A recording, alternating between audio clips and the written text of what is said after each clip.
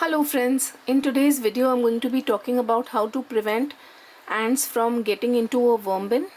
Ants in a worm bin is a complete disaster because they can kill and destroy a worm bin overnight. So let's see how to go about this. So basically one needs to raise the worm bin, whatever the worm bin type is. I'm using this tray as an example. Let's assume or let's think this is a worm bin and there are ants getting into it now. What I need to do is I need to raise this worm bin so that it's not touching the floor, and then I have to place 4 bowls like this, add water to this. Remember that ants don't cross a water barrier, so you need to put water in this bowl.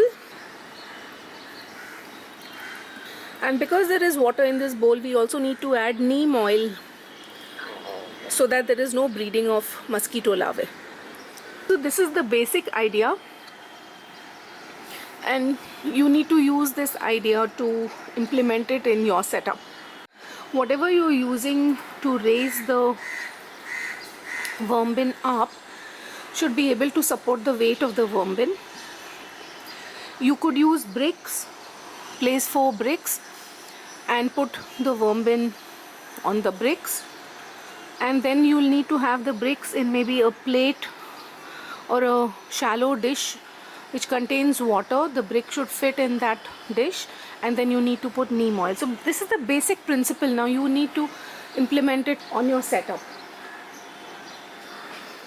Suppose you had a Khamba composter like that which you're using as a worm bin, then I think the bricks will work great.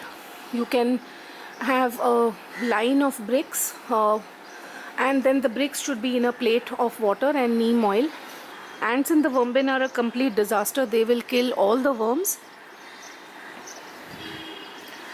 And then you can also use other methods to prevent the ants getting in. Maybe change the location of the worm bin too, because if there are ants nearby, they will have their colony somewhere close by and they will keep coming back.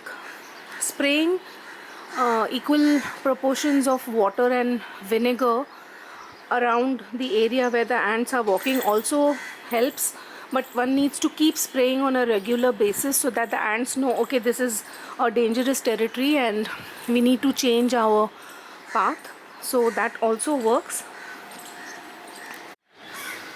So what I've done here is I've shifted everything on one side and left some bedding or vermicompost at the base, and I've added scraps that I had collected: carrot peels, potato, pumpkin, and these are powdered eggshells, tea leaves that have been washed,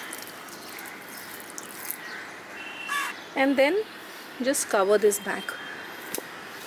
Don't leave this open, because once you have fruit flies, as I've mentioned earlier, definitely there will be lizards, and then they not only feed on the fruit flies, they also love to snack on the worms. And you'll notice that your worms are not multiplying, because once they know the source, they are permanent visitors. I'm having this issue as well. I see a lizard run out of the bedding when I'm just going through and checking the worm bin. Just to remember where I've put the scraps, I'll put something. Now here I'm putting paper, and when I want to water the bin midweek or after 10 days, I'll just moisten up this paper, and soon I will harvest and use all this vermicompost. So I hope that you found this video informative and helpful, especially as far as the ants in the worm bin is concerned. If you have any ideas and tips and tricks to prevent this problem, please do comment in the comment section so that others can also avail of your suggestions. Thank you so much for watching. Happy vermicomposting. There are around 30 videos or more on vermicomposting on my channel. Please do go through them. They are topic wise. It's usually helpful when you're a beginner, and sometimes you just want to go back and watch a video again for a particular issue, or sometimes just to enjoy watching the worms in action. So do go back. The playlist link will be given in the description and also in the pinned comment of this video. Happy vermicomposting and happy growing, everyone.